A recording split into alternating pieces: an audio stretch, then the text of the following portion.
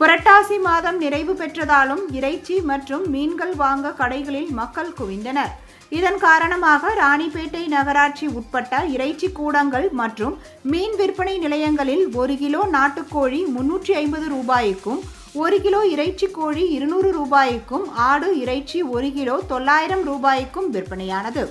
இதேபோன்று மீன்கள் விற்பனை கூடத்தில் அதிகபட்சமாக வஞ்சரம் மீன் ரூபாய் 1 கிலோ 500 ரூபாய்க்கும், குறைந்தபட்சம் மத்தி மீன் 1 கிலோ 200 ரூபாய்க்கும், மற்ற வகையான மீன்கள் ரகத்திற்கு ஏற்றாற்போல் விற்பனையானது.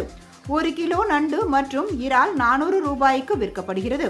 இறைச்சியை தவிர மீன்கள் விலை கடந்த வாரத்தை காட்டிலும் இந்த வாரம் 35% வரை அதிகரித்துள்ளது. மேலும் நாளை தீபாவளி பண்டிகை என்பதால் இறைச்சி மற்றும் மீன்களின் விலைகள் மேலும் அதிகரிக்கக்கூடும் என வியாபாரிகள் தெரிவித்துள்ளனர்.